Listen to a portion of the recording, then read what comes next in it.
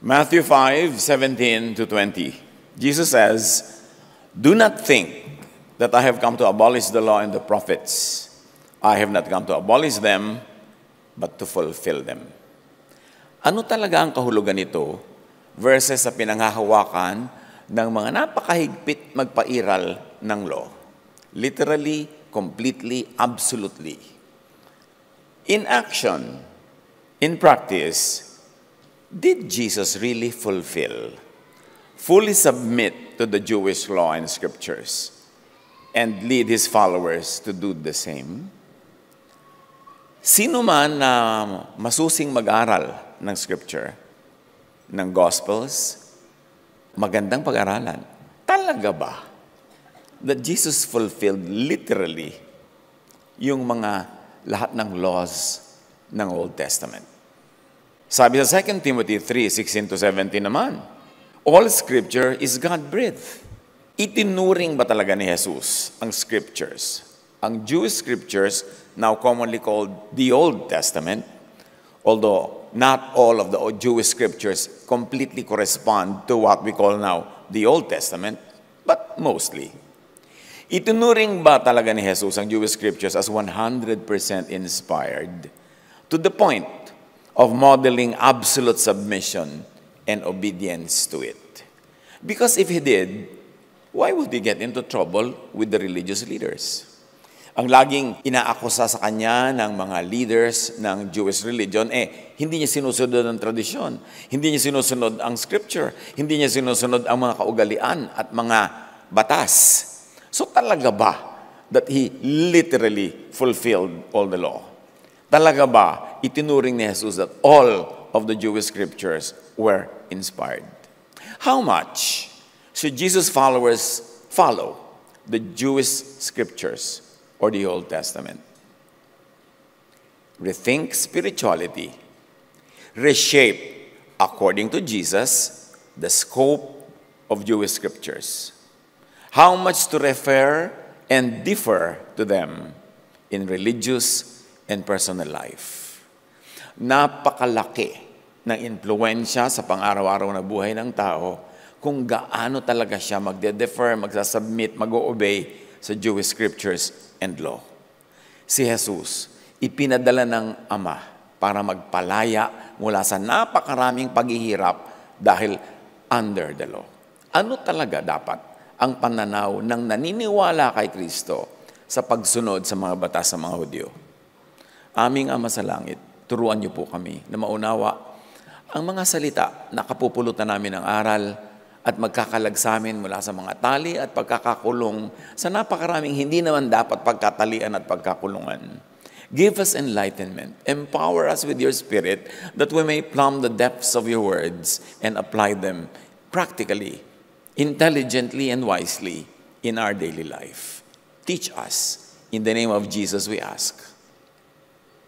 Ano pa talaga ang mga background ng paglalabanan, pagtutunggali ng mga ideya about all scripture being God-breathed and therefore must be obeyed literally, absolutely? May mga nagtatanong, at ngayon ay uulitin ko sa inyo, kung minsan natatanggap ko sa Facebook ang ganito mga tanong. Sa 2 Timothy 3:16 to 17, all scripture is God-breathed and is useful for teaching, rebuking, correcting, and training in righteousness. Ang laging itinatanong nila, does this mean that every word in the Bible is inspired by God, therefore inerrant, authoritative, at sundin mo, mabuhay ka man mamatay, mahirapan ka o madalian, magdusa ka o lumaya, sundin mo, kasi yan ang sabi ng Diyos? And the answer is always, note that the meaning of 2 Timothy 3:16 to 17 depends on what and whose translation of the Bible you read. Hindi natin kinikritik ang Diyos at ang salita ng Diyos, subalit gusto nating suriin ang mga translations. Because the translations are generations away from the original words, from the original teachings. While the Word of God is inspired, the inspiration does not automatically transfer to translations. Especially to varying translations. Kaya nga mga sekta, mga kongregasyon, magkakaiba kuminsan na interpretation at application Kasi iba-iba ang interpretation ng mga translation at version na pinagbabasihan nila ng doktrina. At sino man ang masusing mag-aral, makikita niyo may mga nuances, may mga shades of meaning na naiiba, nalilihis sa iba't ibang translation. Magastos ang trabaho ng translation. Kailangan mo ng will, financial will, kailangan mo ng emotional will, intellectual will para magpa-translate. So sino nagpapa-translate? Yung mga talagang busila kang pag-ibig sa katotohanan at meron din namang dahil meron silang mga theological agenda na gustong i-promote o i-preserve. Now, concerning the verses in question, apparently the original words of Paul in Greek, alam niyo ang New Testament were written in Greek. So the original words of Paul in Greek, the language of the New Testament, the inspired original, did not exactly say that every word in the Bible is inspired by God and therefore inerrant and authoritative. Although maraming translations, lalo modern translations, ay ganyan ang tono. But the first English translation from the original Greek, William Tyndale, New Testament, 1526, ganito niya i-render ang 2 Timothy 3:16-17. Ito ang unang pagtatangka na ilipat sa Ingles, ang Greek ng 2 Timothy 3:16-17. Sabi niya, "For all Scripture given by inspiration of God is profitable." The parenthesis is mine. Hinihiwalay ko lang yung phrases ng sentence para mahimay natin yung relationship ng mga idea. So, for all Scripture given by inspiration of God is profitable. Meanwhile, sabi ng isang modern version ng NIV, all Scripture is God-breathed and is useful. Ibang-iba ang dating niyan. Sa Tyndale translation, all Scripture, parenthesis mine, when and if given by inspiration of God, is profitable. In other words, sinasabi ng Tyndale translation, the first English translation, kung inspired by God ang specific scripture, then profitable ito for teaching. Pero merong unsaid. Merong scripture, may writing, may literature na hindi inspired by God. Kaya sinasabi niya, kung ang scripture ay inspired by God, then it's profitable for teaching.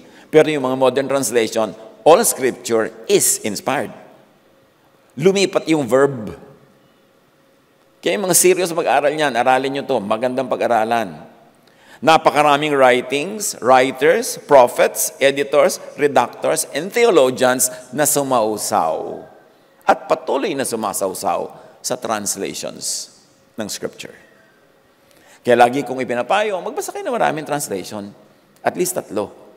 Makahanap kayo ng middle line kasi may mga extremist yung ibang translations eh. And why do some groups always insist na isa lang ang dapat basahin? Kasi kinokontrol nila yung theology. At yung theology na pinapalabas ng translation na ibig nila, yun ang official theology nila. So hindi sila magpapabasa ng ibang translation. Bawal magbasa ng ibang translation. Kung wala kang itinatago, ba't ka magbabawal?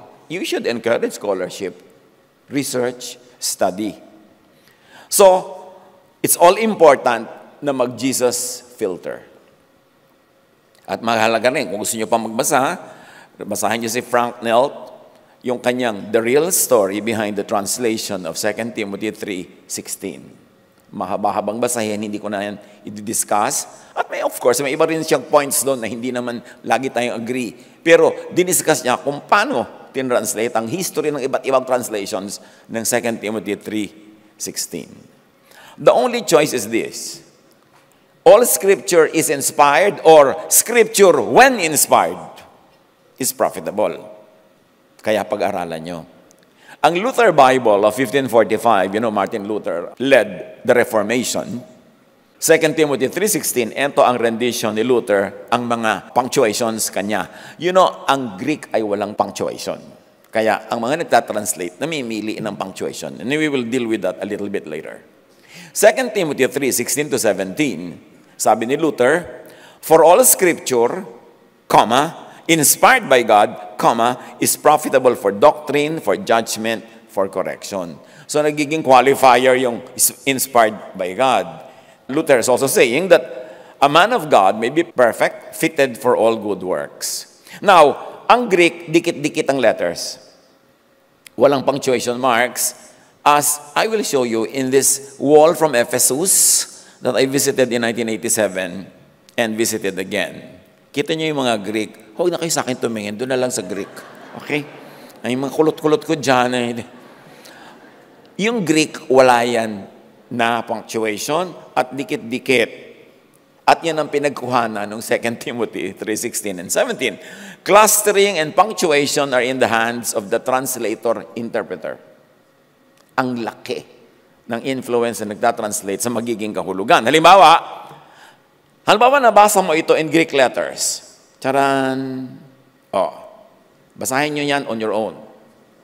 Ganyan ang Greek. Hinihiram ko lang ang illustration na to, okay? Pwede yang i-translate, i-edit from this dikit-dikit to this. Kita niya? Pag pinaghiwalay-hiwalay ko yan, dahil nag-i-interpret na ako nagtatranslate na ako, pwedeng I saw abundance on the table. Wow, normal lang. May abundance. Ano ngayon? Pero pwede rin gawin itong ganito. I saw abundance on the table.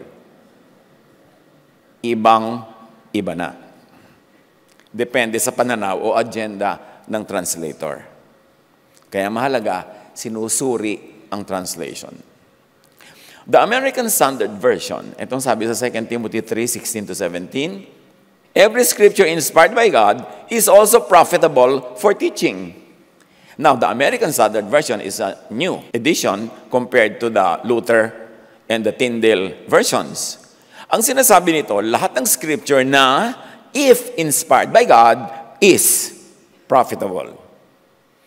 Ang sinabi ng mga versions and translations na ito ay, all scripture, if and when inspired by God, is profitable. Ibang-iba sa all scripture is inspired by God. At pag pumili kayo kung aling version ngayon ang inyong susundin, maiiba ang lifestyle nyo, maiiba ang inyong attitude sa sarili, sa buhay, sa mundo, sa kapwa. Now, our agenda is to be respectful to God.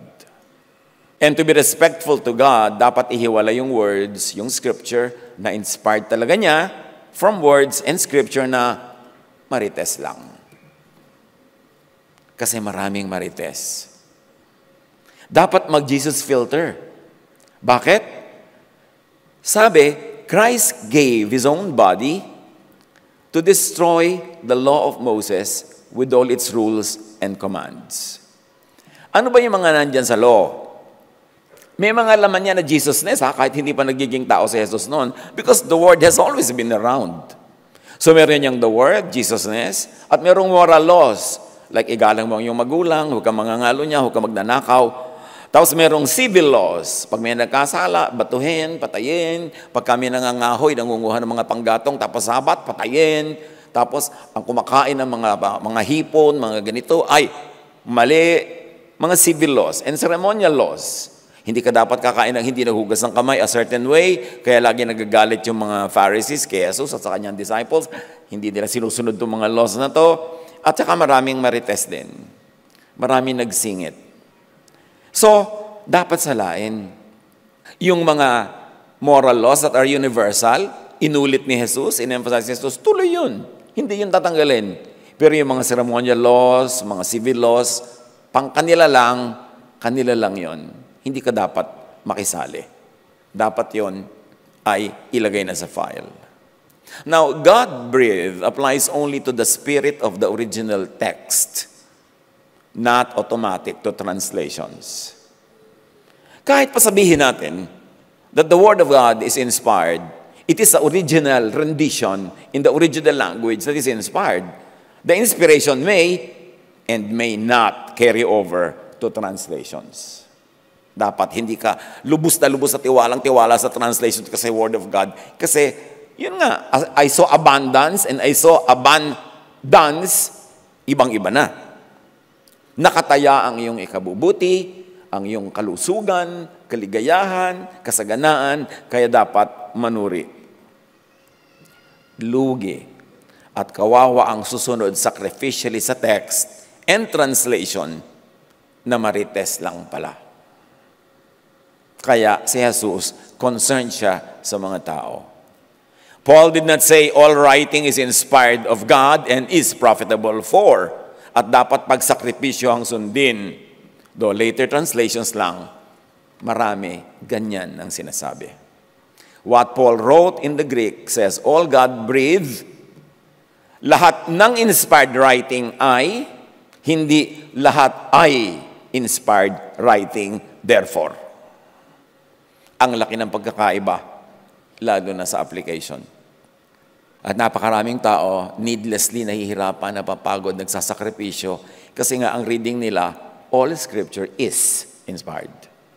Hindi yung all Scripture that is inspired is profitable. Personal choice nyo yan. Kung ano gusto nyong i-apply sa inyong buhay. Kaya lang, ang problema ko minsan, hindi lang kontento ang mga tao sa personal application. Yung personal reading nila, ia-apply nila at ipupuwersa nila sa iba na ganun din ang maging reading. Be faithful to the original idea in Scripture, in the original language, not to theologize translations, especially kung naiiba at lumilihis ang message doon sa tunay na context ng mensahe. That is why it is all important to know the differences in interpretation, meaning, slant, and theologies of the various Bible translations. Many translations had been motivated, controlled, and fiercely fought over by translators with vested interest. Madugo, malagim ang kasaysayan ng Bible translation. Hindi yun ganun ka-sugar-coated tulad ng inaakala ng marami sa atin. May mga interest groups that make the Bible say, through their translations, what they want said. Sabi nga natin, madugo at malagim ang kasaysayan ng Bible translations. At mayroong very interesting book. Nakita niyo to, The Murderous History of Bible Translations. Sino sa inyong mahilig mag-follow up ng study? Basahin niyo yan. Marami pang iba. Hindi yung mga sanitized versions of religious studies na parang Pollyannish, everything is so nice and cool and sweet and beautiful. Napakamadugo, malagim ang kasaysayan ng Christian Church. Salain ang lahat through Jesus. After all, Jesus is the living Word. John 6:51, sabi ni Jesus, ako nga ang tinapay na nagbibigay buhay na bumaba mula sa langit. Mabubuhay magpakailanman ang sino mang kumain ng tinapay na ito, meaning word, meaning teaching niya. Pag yung teaching ni Jesus ang kinain mo, magkakaroon ka ng buhay na walang hanggan, buhay doon sa kabila at buhay pa rin dito. Paano kung ibang tinapay na kain mo, tapos may amag pa? What kind of life will you have? What kind of attitude will you have about yourself, about others, about the world? John 6:63, ang Espiritu ang nagbibigay buhay. Ang mga salitang sinabi ko sa inyo ay Espiritu at ito ang nagbibigay buhay. Yung sinabi niya, yung hindi sinabi ng mga Pharisees, ng mga teachers of the law, ng mga priests, sabi niya yung sinabi ko. Kung ang mga itinuturo at sinasabi ng mga religious leaders ng Israel noon ay kumpleto, tama, buo, maganda, bakit pa ipapadala ng Ama si Jesus? Ipinadala siya para itama ang mali, ituwid ang liko, liwanagan ang madilim, ibunyag ang mga kababalaghan na nangyayari sa likod ng mga bato ng templo. So, pinatay nila si Jesus. Kung wala namang dapat baguhin sa mga scriptures, wala namang dapat ibahin sa mga teaching, bakit pa dumating si Jesus? Para lang sabihin, repeat after the scriptures, repeat after the Jewish law. Bakit niya kailangan sabihin yun? Nandun na yun lahat. But He came to destroy the law of Moses with all its rules and commands to set people free. John 8:31-32, sinabi naman ni Jesus, kung patuloy kayong susunod sa aking turo, sa turo niya, hindi sa turo ng iba, kayo nga'y tunay na mga alagad ko. Makikilala ninyo ang katotohanan. Ibig sabihin, hindi pa nila kilala ang katotohanan despite and because of their scriptures. At ang katotohanan ang magpapalaya sa inyo. Anong ibig sabihin? Hindi pa sila malaya. Kailangan pa silang palayain. Sa kabila ng kanilang religiosity, sa kabila nilang scriptures, ng law, ng napakahigpit nilang religious life, sabi ni Jesus, kailangan kayong makalaya. At ang salita ko ang magpapalaya sa inyo. Saan sila papalayain? Dito sa kabilang salita, sa sinabi ng iba. na dapat ay ma-identify ng mga serious Jesus believers. John 14:6, ako ang daan, hindi sila, ang katotohanan, hindi ang kanila, at ang buhay, walang buhay sa kanila. Walang makakapunta sa Ama kung hindi sa pamamagitan ko, ng salita ko, ng pamamaraan ko. Kaya mahalaga, paulit-ulit tayo niyan. Hindi tayo magsasawang ulitin hanggang bawat isa na unawa at na-appreciate sa lain ng lahat through Jesus. After all, Jesus is the Word made flesh. John 1:18, no one has ever seen God, but the one and only Son has made Him known. Si Jesus lang ang nagpakilala sa Ama ng totoo at tama. Salain ang lahat through Jesus. Colossians 1:15, the Son is the image of the invisible God. So hindi nakikita ang tunay na Diyos, pero ipinakita ni Jesus sa pamamagitan ng kanyang mga sinabi at ginawa. Kaya yung kanyang ginawa at sinabi is to be treated with highest respect above the authority of tradition and the Jewish scriptures. Kung yung Jewish scriptures are words carved in stone, si Jesus yung living word. At yung living interactive, active, relevant to the people's lives, hindi cold na basta ito yung law, sundin mo kahit ka mamatay, kahit ka mahirapan, kahit ka magdusa. Jesus was always bending the Jewish law to accommodate the needs and the realities of people around Him. At sabi niya, even I, the Son of Man, is Lord of the Sabbath. So yung isa sa mga pinakahaligi na tradisyon ng Israel, mga katuruan na wala kang gagawin pag Sabbath, binirek yun ni Jesus at tinuruan niya yung mga tao. Sabi niya, it's okay. If you want to do something good and it is a Sabbath, do it. Sabi niya, I'm releasing you from it. I am the Lord of the Sabbath. And let me tell you, sabi ni Jesus, Sabbath was made for man, not man for the Sabbath. Para sa ikabubuti ng tao ang Sabbath. Ngayon kung ikakasama mo na, ikakapagod mo, ikakahirap mo, edi huwag mo sundin. Dahil yan ay ginawa with your interest in mind. Now, if it goes against your interest of the day to obey it, then you may not. Because the essence of the Sabbath is for your own good. Kita niyo kung paano nag-practice Jesus ng lordship over the scriptures, lordship over the law, lordship over the traditions of Israel, and all this to love. To give people rest, to communicate to them the true gracious love of the Father in heaven that had been being miscommunicated by religion. Kasi ang pinapaint nila sa Diyos, mahigpit, lagi ka pinapatamaan ng kidlat, ipapakain ka sa lupa, ipapatuka ka sa ahas. And Jesus came and He says, what father, if his son asks for fish, will give him snakes? At may tinutukoy siya doon. Dapat nasuriin ng sino mang gustong maintindihan ang mensahe ni Jesus. Kawawa at lugi ang mga tao who needlessly sacrifice just to obey the teachings na hindi naman pala from God as revealed and affirmed and authenticated by Jesus. At worse, susunod-sunod ka, naghihirap ka, tapos yung pala sinusundan mo, kabaligtaran pa pala ng true teachings from God revealed by Jesus. Kaya si Jesus may mga sasabing, you have heard that it was said like this, but I'm telling you it's like that. You have heard that it is X, I'm telling you it is Y. Ang dami niyang ginanon. Sabi ng mga tao sa kanya, itong babaeng ito, caught in adultery. Sabi ng law ni Moses, batuhin hanggang mamatay. Pero hindi pinabato ni Jesus. So, He practiced lordship over the law of Moses. And ang dami-dami pang ganon. Hinipo niya ang mga may ketong para mahalin sila at pagalingin. Bawal na naman yun sa law. Marami siyang ginawang himala during the Sabbath. Bawal yun sa law. Ang dami.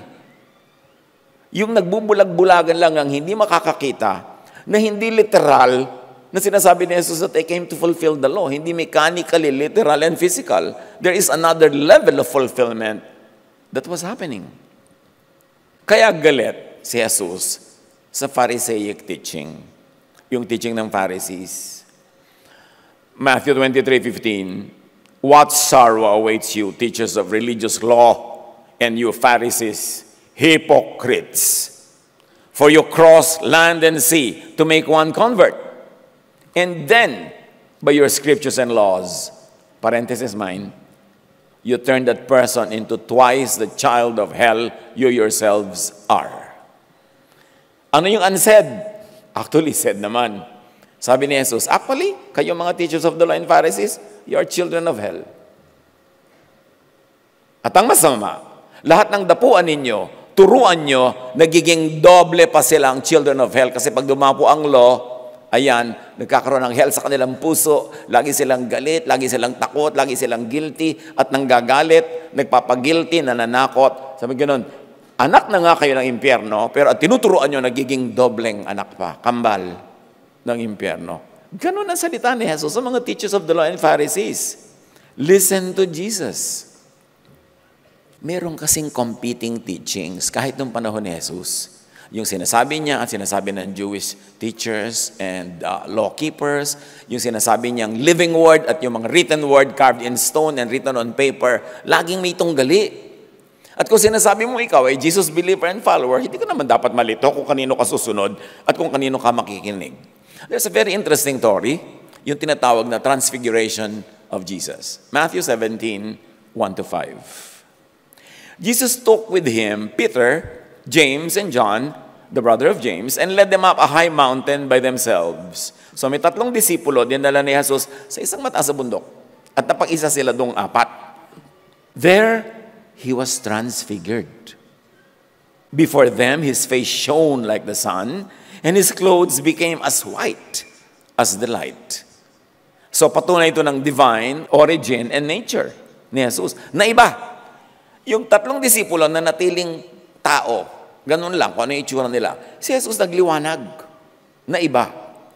Just then, there appeared before them Moses and Elijah. These two were giants of Jewish religion. Moses, Elijah, representing the law and the prophets, governing the life of the Israelites. There appeared before them Moses and Elijah talking with Jesus. But take note, only Jesus was transfigured. Not Moses, not Elijah, nobody else. Peter said to Jesus, Lord, it is good for us to be here. If you wish, I will put up 3 shelters or 3 monuments, one for you, one for Moses, and one for Elijah. Peter wanted to give Moses, Elijah, and Jesus equal treatment. Nalilito si Peter, hindi siya sanayin makakita ng ganyan mga bagay. So sabi niya, ano kayong gagawin ko? Gusto niyo po, igawa ko kayo ng kubol, gagawin ko kayo ng memorial dito, kayong tatlo, tigi-tigisa. No? While he was still speaking, a bright cloud covered them, and a voice from the cloud, the voice of the Most High, the Father of Jesus, said, This, referring to Jesus, is my son, not Moses, not Elijah.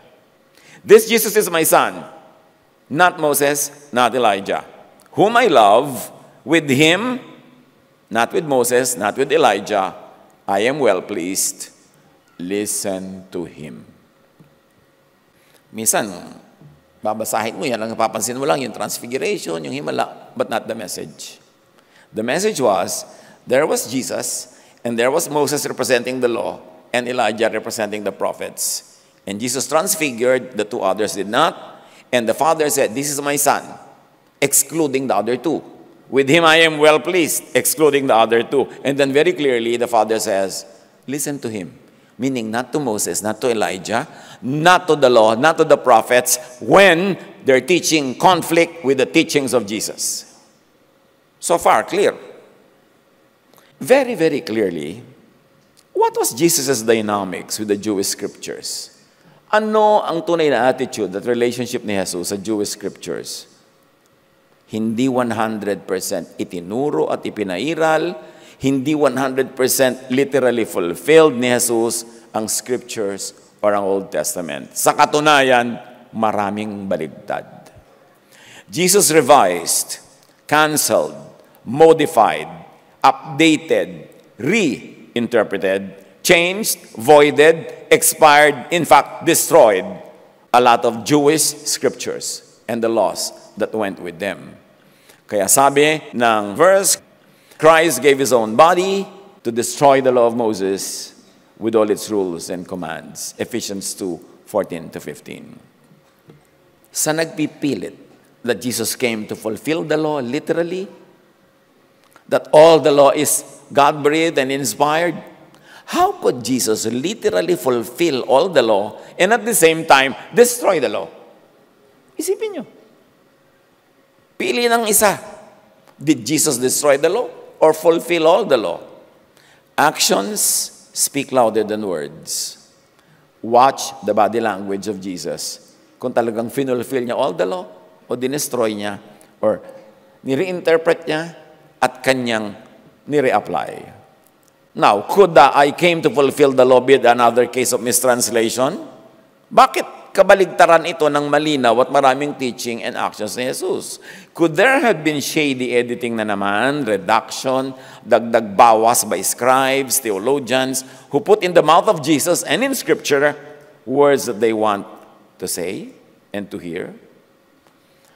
Lingid sa kaalaman ng maraming ordinary Bible believers, Christians, ang daming naganap sa Scriptures throughout the thousands of years of its history. While the original messages are believed to be inspired, ang mga nangyaring insertions, deduction, dagdag, bawas throughout history dapat sundan para mapili kung ano ang masasabi nating, yes, this is real, this is authentic, mamamatay ako at mabubuhay para dito, ibibigay ko ang buhay ko para dito. Pero paano kung ang pinagbibigyan mo ng buhay, dagdag bawas lang pala? Loyalty to Jesus does not mean blind obedience to every word people say Jesus said. Hindi ko sinabi ng mga taong Jesus said, Jesus said na nga. Paano ko marites? Loyalty to Jesus means verifying if Jesus really said what people say Jesus said. Kaya dapat susuriin niya mga translation. Huwag lang kayong lulun ang lulun. Gawa lang yan ng tao. Tama yung sinasabi ng mga kamag-anak natin. Basa ka ng basa, gawa lang yan ng tao. They refer to the translations. Natural, yung original word is from God. Pero gaano karami dyan ang idinagdag, binawas ng mga editors. God won't mind. God won't be offended by diligent, scholarly study. Ang magagalit lang, yung may itinatago, yung may agenda. Acts 17:11. Now the Berean Jews were of noble character, for they examined the Scriptures every day to see if what Paul said was true. Nagtuturo si Paul. Remember, wala pang New Testament noon, wala pang nakasulat na Scripture. So when they say Scripture, you mean the Old Testament. Wala pang nakasulat noon na tinatawag natin ngayong New Testament. Isusulat pa lang nila. So, chine-check nila, kina-counter-check. Hindi nagagalit ang Diyos sa ganun. Ngayon, kung chine-check na yan ng mga Bereans, what Paul said pa lang yan, chine-check nga, paano pa kung what Jesus said? Dapat talagang i-check. Hindi magagalit si Jesus na, bakit mo chine-check? Sinabi ko na nga, matutuwa pa siya, i-check mo talaga anak dahil baka mamaya marites, baka hindi ko sabi, baka hindi di-distort nila yan. So, mag-check ka. That's fine. That's good to do. Now, serious scholars generally agree na ang daming editing, reductions, dagdag bawas sa Scriptures, whose writing, rewriting, copying, production had mostly been controlled by the powers of the day, especially the monarchists in Israel who wanted to make, in fact, who made Scripture the endorser and deodorant of the monarchy. Kaya magdududa ka kung may mga verses yan na sobrang gino-glorify yung mga king, yung mga ruler nila. Para hanggang ngayon, nagkukutsabaan ng maraming gobyerno at mga simbahan to keep the power. Tinutulungan ng relihiyon yung mga nakaupo sa palasyo, tinutulungan na nasa palasyo yung nasa relihiyon para patuloy nila makontrol ang mga tao. Hindi yan bago. Nangyari yan. Basahin yung Scripture. Ang pag-aagawan ng mga iba't ibang sekta sa Israel ng pagkontrol sa mga tao, kanya-kanyang utos, sirain nyo yung mga sambahan nila, sirain nyo yung mga sacred places nila, ito lang dapat, yun lang. Competition yan eh. Hanggang merong nagwagi na dominant group.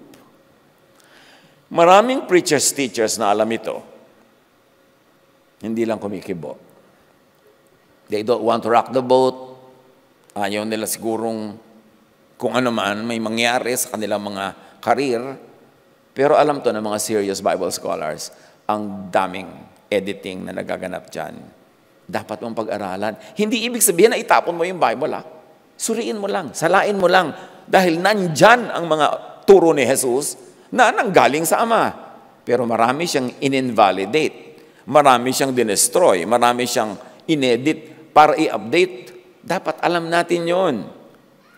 Kung all words of God, ang Scripture and law, tulad ng kine-claim ng marami, ba't ang dami-daming nilabag, ipinalabag at iniba ni Jesus?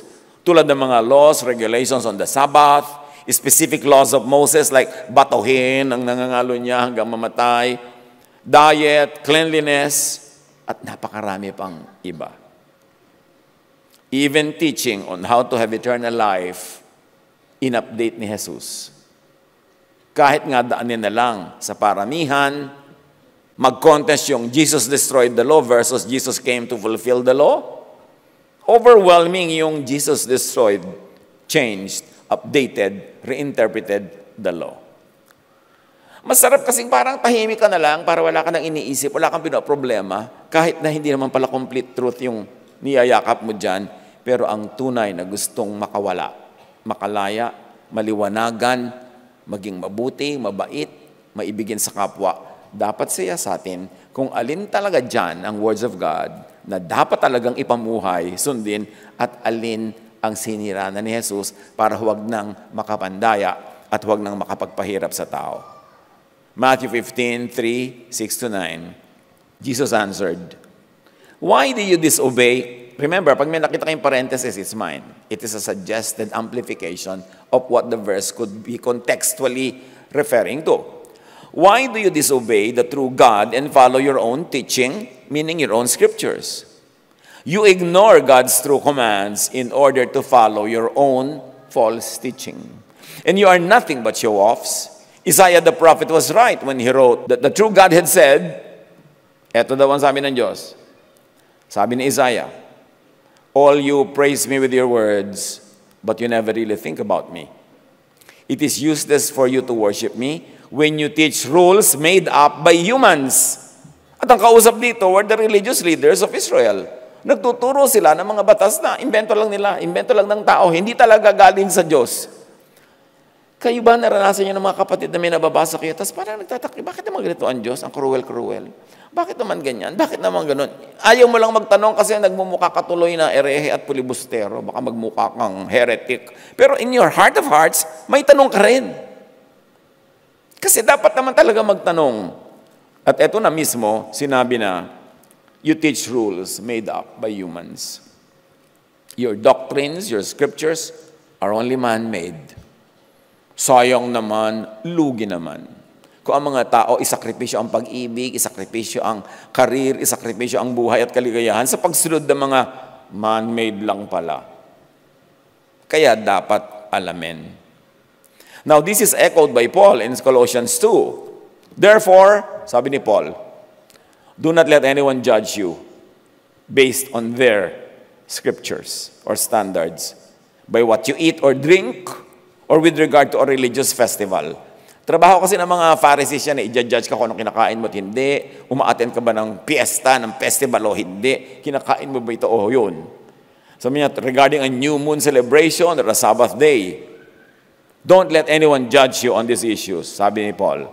Since you died with Christ to the elemental spiritual forces of this Jewish world, why as though you still belong to the Jewish law-based world? Do you submit to its rules, to its strict scriptures and laws? Ang mga sinasabi ng mga scripture na yan, do not handle, do not taste, do not touch. These rules are based on merely human, not from God, not divine, human commands and teachings. You see, Paul was very clear. Bakit kayo, na kay Kristo na kayo, nagsasubmit pa kayo sa Jewish law na ang daming bawal? Mga bawal na tao lang naman ang nagbawal, hindi naman talaga Diyos. Kasi kung talagang Diyos ang nagbawal niyan, itutuloy yan ni Jesus. Susundin. Pero bakit sinabi niya, malaya kayo dyan, ang inyong sundin? Kasi alam ni Jesus, hindi galing sa Diyos. Review. Suriin ang pagiging Bible-based ni Jesus. Suriin ang pagiging Bible-based ng Jesus-centered so-called Christianity. Today, to move away from Pharisees to Jesusness, we all have to rethink spirituality. We have to rethink. Huwag lulon ng lulon. Tanggap ng tanggap. Baw ng baw. Amen ng amen. Suriin. Kasi nakataya ang iyong buhay. dito at sa kabila.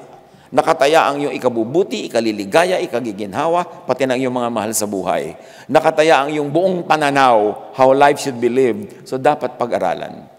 Huwag matakot at magilting nag-aaral. Gusto yan ni Jesus. Because truth sets free.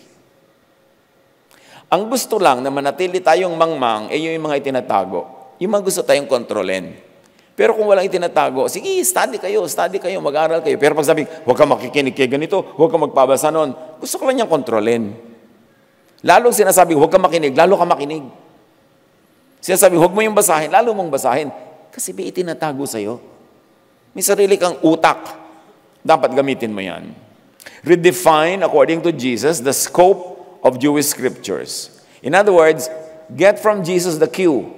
Ano ang treatment ni Jesus sa verses na ito? Dapat yun din ang treatment mo. Anong treatment ni Jesus sa law? Sa mga katuruan na yan, dapat yun din ang treatment mo kasi you believe in Jesus.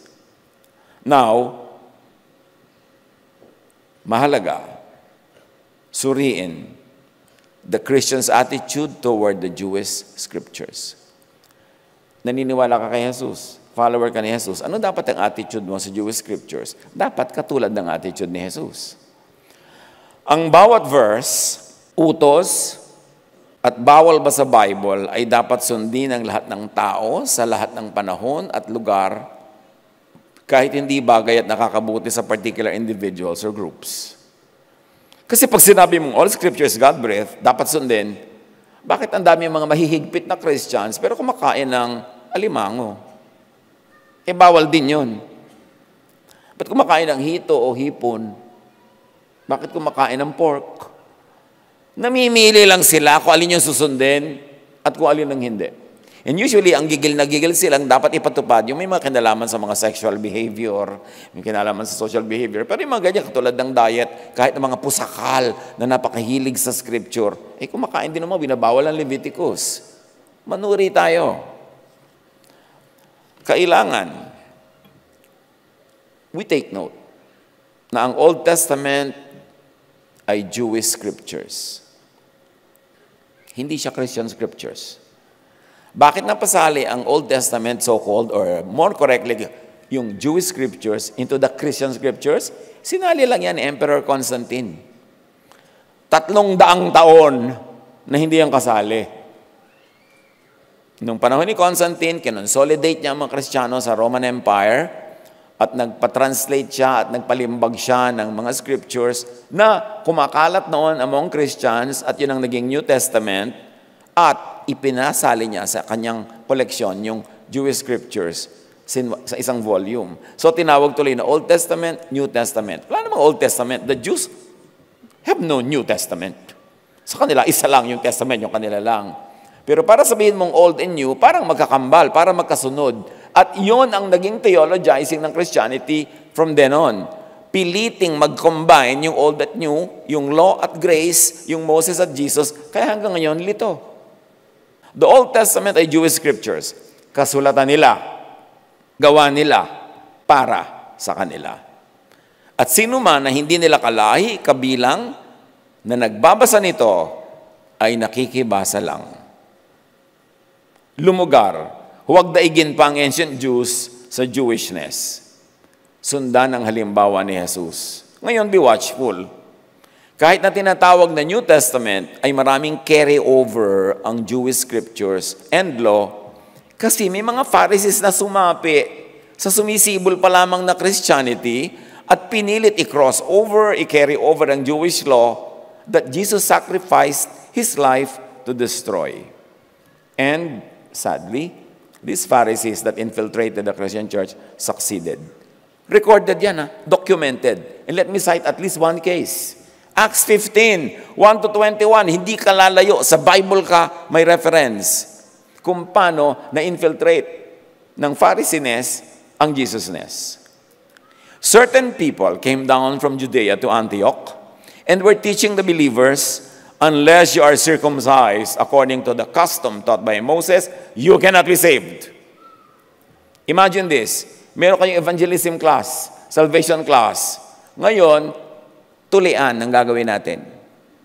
Kasi sabi nila, you cannot be saved unless you are circumcised. Yan ang sinasabi ng law of Moses. Yan ang salvation sa kanila. This brought Paul and Barnabas into sharp dispute and debate with them. Noon pa, pinagdedebatehan na yan. Nasa Book of Acts pa. So Paul and Barnabas were appointed to go up to Jerusalem to see the apostles and elders about this question. When they came to Jerusalem, they were welcomed by the church. Then, some of the believers who belonged to the church, read. Hina naman, read. Yes.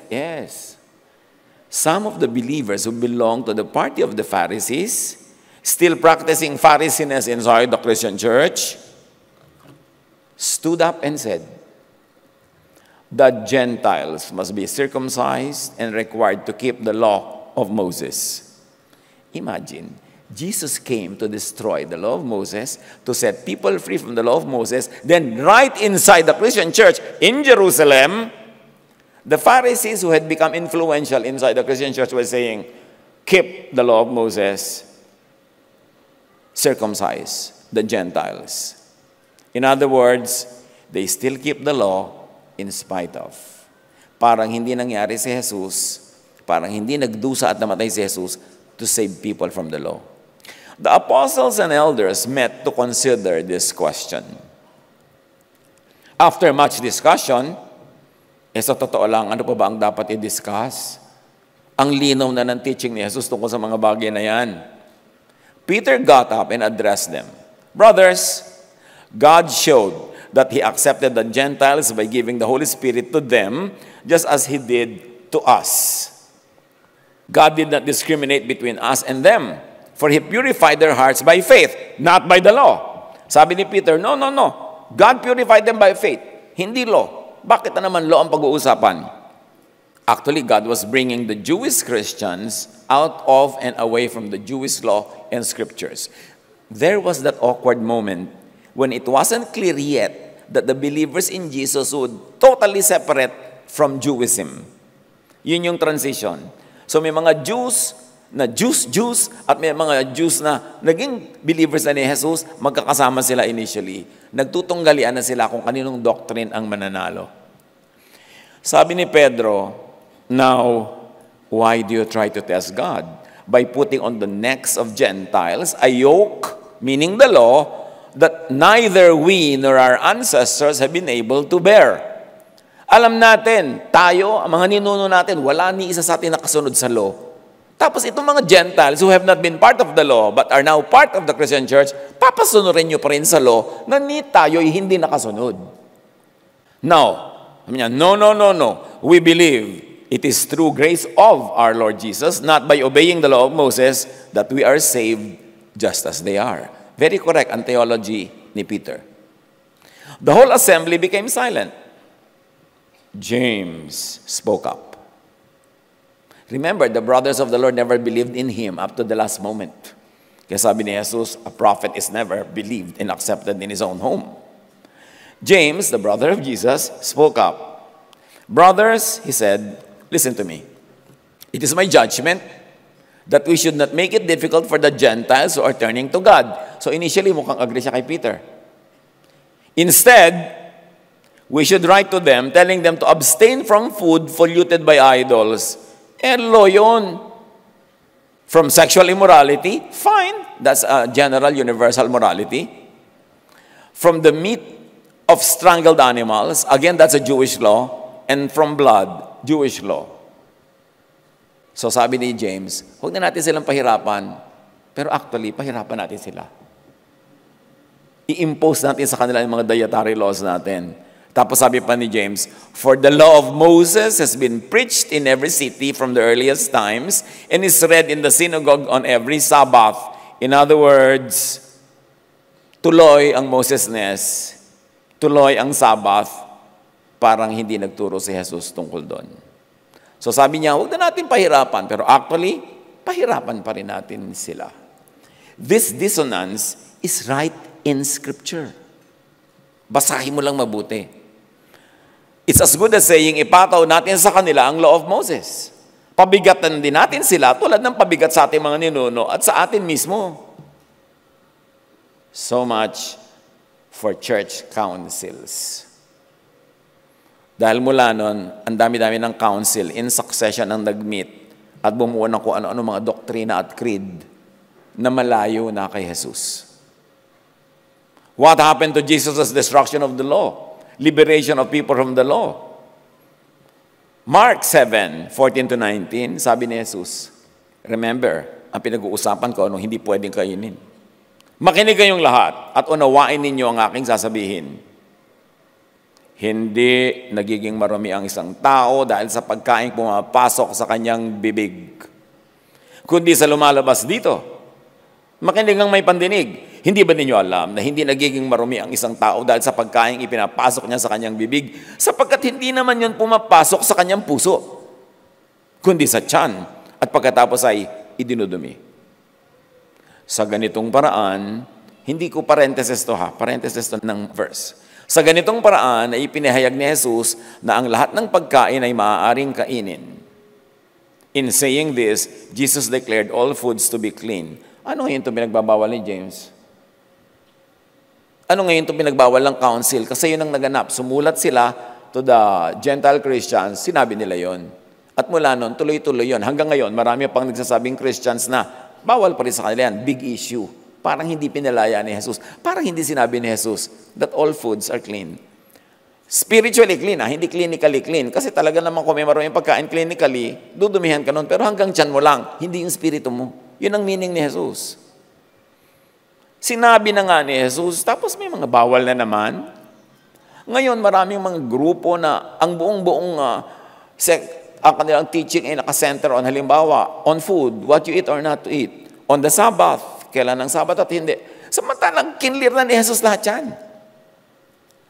Ang aga-agang nag-backslide to the law, ang Christianity, which means tinalikuran si Jesus. Humarap uli kay Moses. And once the law was back, marami nang sumunod na pumasok uli sa Christianity. Take note, Christians, that the Torah, the heart of the Jewish scripture, was Yahweh's exclusive instruction to Israel through the law and the prophets for holy living, meaning clinically separate from all others.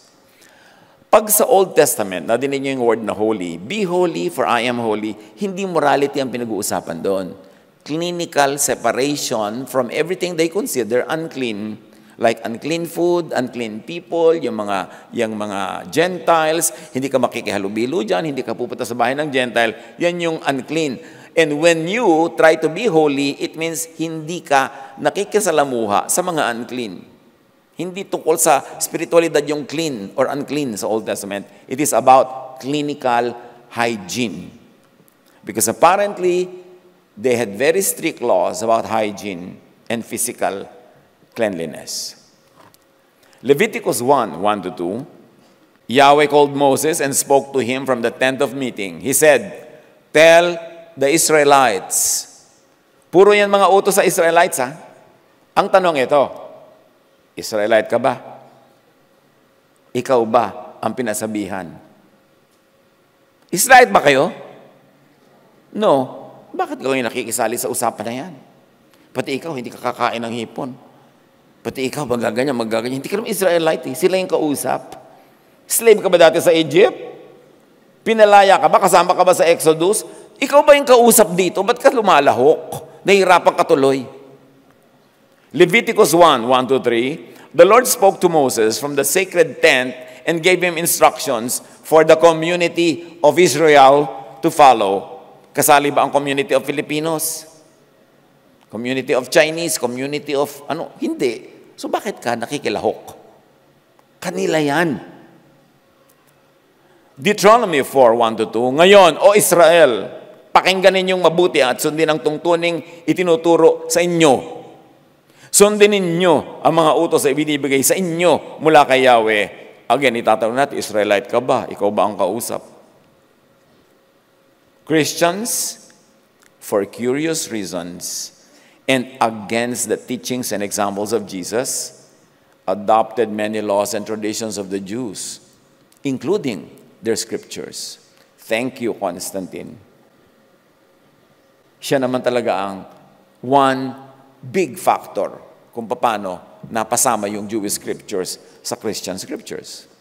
Dapat maingat sa pag-apply ng Jewish laws and scriptures, lalo na yung mga culture-bound and time-bound teachings, yung para lang sa Jews, sa panahon nila, sa pangangailangan nila, at sa context nila. Maraming patakaran, pamamaraan, ideya, pananaw, kautusan, kaugalian na nasulat sa Old Testament ay para lang sa Israelites, sa Jews. At hindi kailangang laging gawing universal. Kasi ma-oppress ka kung iba ang yung context, iba ang yung buhay, iba ang yung panahon, iba ang yung kultura. Lalong dapat mag-ingat kung ang application would be unloving, unkind, cruel, painful, or gravely disempowering and disadvantageous. Kasi ang dami, pag sinunod nila yan, nadi-disempower ka, nawi-weaken ka, nakakawawa ka, naaapi ka. Yung mga kautosan nila, susundin mo ngayon, hindi naman sa'yo inutos, hindi bagay sa'yo. At pinakamahalaga sa lahat, suriin, dahil baka yung sinusunod mong utos ay kontra sa turo ni Jesus. Ancient Israel was consecrated to become a nation much unlike her neighbors. Much of the commands of the Old Testament are ethnic, culture-specific, and time-bound.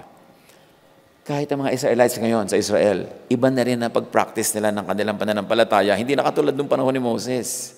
Tapos ikaw naman na nandito na ang layo-layo in time and space, ginagaya mo talaga yung panahon ni Moses. Sobrang outdated. Leviticus 10:10-11, teach the Israelites all the laws that Yahweh gave them through Moses. So again, ang itatanong mo, Israelite ka ba? Kasama ka ba sa kausap? And very interestingly, Jesus called the Jewish scriptures your, not our, scripture and law. John 10:34, tumugon si Jesus, hindi ba nasusulat sa inyong kautusan? Hindi niya sinabing sa atin, ha? Sabi niya, sa inyo lang yan, hindi ako kasali dyan. Sabi niya, hindi ba nasusulat sa inyong kasulatan? And God's Word translation says, don't your scriptures say? Applying Jesusness, Colossians 2:20-23 asks why Jewish rules should still be followed even by former Jews. Sabi niya, namatay na kayo kasama ni Kristo at hindi na sakop ng mga alituntunin ng mundong ito. Bakit pa kayo sumusunod sa mga alituntuning tulad ng huwag hahawak nito, huwag titikim niyan, huwag gagalawin yon? Ang mga ito ay utos at katuruan lamang ng tao. Pero isinulat kasama sa scriptures. So you see, that answers the question. Lahat man ang nakasulat, God-breathed talaga. Sinasabi na nga nitong mga New Testament writers natin, lalo ni Jesus, gawa-gawa lang yan ng tao, although nasa Jewish scriptures. Kaya dapat sumala.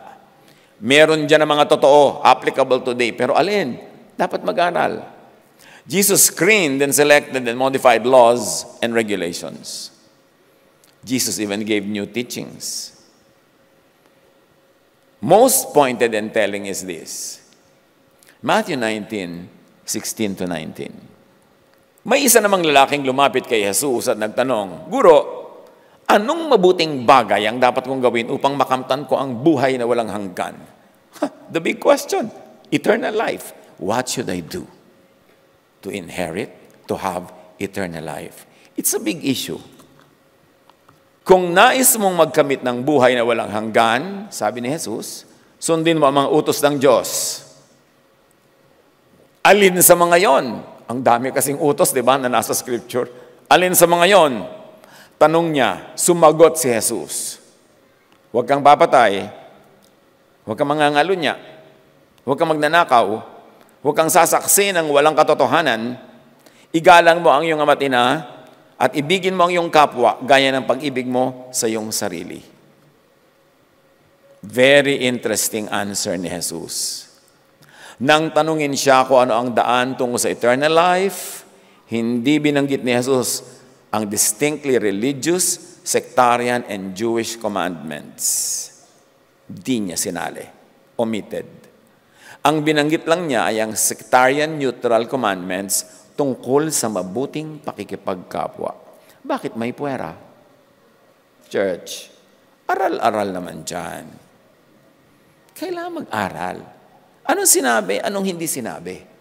Kasi kung malakas ang sinabi, malakas din ang hindi sinasabi. Silence is speech. Matthew 28:18-20, lumapit si Jesus at sinabi sa kanila, ibinigay na sa akin ang lahat ng kapangyarihan sa langit at lupa. Kaya humayo kayo, gawin yung mga alagad ko, hindi ni Moses o ng prophets or ng teachers of the law and Pharisees, ang mga tao sa lahat ng mga bansa. So napakahalaga. Bautismohan nyo sila sa pangalan ng Ama at ng Anak at ng Espiritu Santo. Wala si Moses, prophets, priests, teachers of the law and Pharisees. Jesus was ushering in a new world order. At huwag niyong hayaang takutin kayo ng takutin ng mga Pharisees na matakot sa New Age. Hindi naman ito New Age. New World Order. At talagang si Jesus nagdala ng new spirit, new wine skin, new covenant. Huwag matakot sa new. Dumating si Jesus para dalhin yung new. At sabi ni Jesus, turuan niyo silang sumunod sa lahat ng mga utos ko. Utos ni Jesus. Tapos ano ang itinuturo ng mga Christian churches ngayon? Kaninong utos? Lalo na kung kabaligtaran pa nga ng utos ni Jesus. At sabi niya, tandaan niyo, ako ay laging kasama niyo hanggang sa katapusan ng panahon. Mark 1:40-42 at iba pa, marami mga references. But we see, Jesus voided Jewish cleanliness, holiness, and separation laws. Si Jesus ay hindi nakisukob, nakisali, nakipromote sa Jewish scriptures. Take note, at ito gusto ko idiin.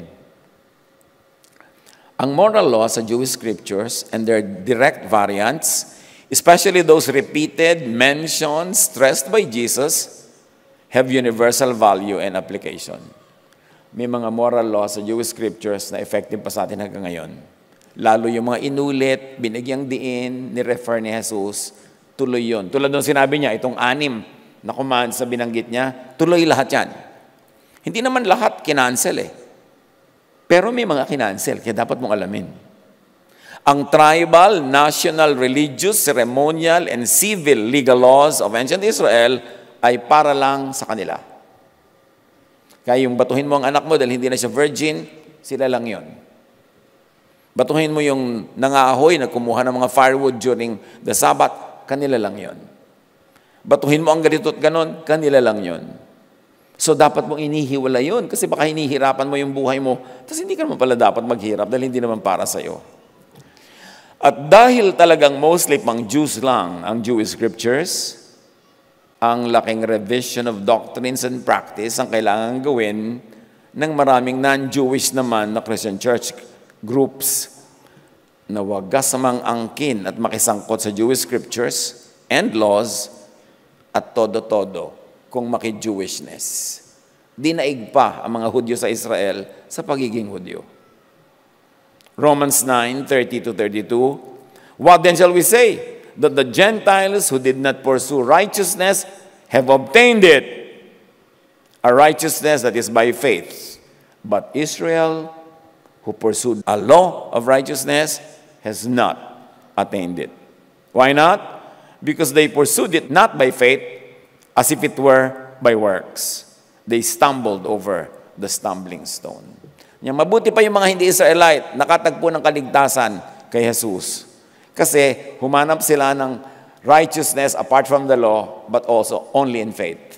Yung mga Israelite na trying hard, ang dami nilang sinusunod, ang dami nilang binagbabawal, hindi pa rin nila natagpuan ang righteousness. Kasi ang iginiit nila to be righteous is to obey the law. Filter out ang nasa Jewish scriptures nga, but updated, reinterpreted, deleted, and destroyed by Jesus. Lalo namang i-filter out ang niwala nga sa original Jewish scriptures at nasa guni-guni lang ng mga editors, redactors, and manipulators of religious texts. Very importantly, filter out ang uncontextual, lalo contra-context translations and interpretations and applications. What we're saying is a mouthful. Ang dami-dami nito. Kailangan balikan nyo to, reviewin, kasi mahirap absorbe ng 100 lang. Ulit-ulitin nyo mga 99 times. Jesus simplifies and makes practical the demands of the law of Moses and the prophets. Matthew 7:12, so in everything, do to others what you would have them to do to you. This sums up the law and the prophets. Gawin mo sa kapwa mo yung gusto mong gawin nila sa'yo, yun na yun, nasunod mo na yung law, huwag ka na magdetalye. Jesus narrows down the whole law into its spirit and true intent, which is love. Kung sunod ka ng sunod ng law, tapos sa pagsunod mo, hindi ka nagiging loving, you are missing the point. Kasi dapat ang resulta niyan, love, and maging loving ka. Matthew 22:37-40, Jesus answered, love the Lord your God with all your soul, heart, and mind. This is the first and most important commandment. The second most important commandment is like this one, and that is, love others as you love yourself. All the law of Moses and the books of the prophets are based on these two commandments. So when you love God and you love others, it's equal to or greater than obeying all the Jewish laws, which you cannot obey. So never be unloving, unkind, harsh, and cruel, or violent and hurtful, and murderous, just to obey the law of Moses, which sadly is what happens. Marami mga church people nagiging unkind, cruel, hurting, dahil sabi ng law, kailangan mambato, kailangan batuhin kita, kailangan kitang itakwil, kailangan kitang sipain, kailangan kitang ipahiya. This disobeys Jesus. So never be holy and righteous in the sense of the Jewish law while breaking the only law and command of Jesus, which is love. Paano po ba malalaman kung tama ang interpretation? Pag ang resulta ay loving. Naging mapagmahal ka, nagmahalan kayo, tama ang interpretation nyo. Kasi love is the test. Rethink spirituality. Lalo kang tagal-tagal ba ng born again, 5 years, 10, 15, 20, 30, 35, dapat maintindihan mo naman kung sino talaga si Jesus, ano talaga yung teaching niya, at ano dapat ang talab nun sa buhay mo. Rethink the scope of Jewish scriptures according to Jesus. Galatians 4:4-7, God sent His Son, born under the conditions of the law, that He might redeem those who have been kidnapped by the law. This is a modern translation. That's why the words are very updated. Sabi niya, si Jesus, born under the conditions of the law. Yung iba naman, akala nila, Jesus was born under the law. Therefore, Jesus obeyed the law. Therefore, let's obey the law. Maling reading. Jesus was born under the conditions of the law to understand those who are suffering under the law, so that He might redeem those who have been kidnapped by the law. Thus, we have been set free to experience our rightful heritage. And Galatians 5:1, sabi ni Paul, so Christ has truly set us free. Now make sure that you stay free and don't get tied up again in slavery to the law. Pinalaya ka na ni Jesus, tiyakin mong mananatili kang malaya at huwag na huwag ka nang magpaalipin pa uli under the law. In other words, sambahin si Jesus, hindi ang Jewish law. Kasi marami, ito na ngayon ang pinopoon. Ipinoprosesyon, sinasamba, the Jewish law. Panginoon naming Diyos, papagliwanagin niyo po ang aming isip, lalo sa mga areas na meron pang mga dapat, lalo pang siyasatin at pag-aralan. Ang ending lang naman na nais namin, maging masunurin kami sa katuruan ng iyong anak na si Jesus, maipamuhay namin ang aming spiritual life according to the law of Jesus, which is love, at kami ay makalaya sa needless burdens of the Jewish law. Bigyan mo rin kami ng karunungang maunawa, yun na mga ibang parts of the Jewish law are very universal and very true and are applicable, but teach us to filter. Father, we pray, in the name of Jesus our Lord, kayo po ang magpala sa aming lahat. Manatili tayong nananalangin ng tahimik sandali. And if there's any area in your life where you know, you feel that you have been liberated, set free by Jesus, by listening to the teachings that come from Him, when He filters all those that are not necessary, pray to God, thank God, be with the Lord in silent prayer.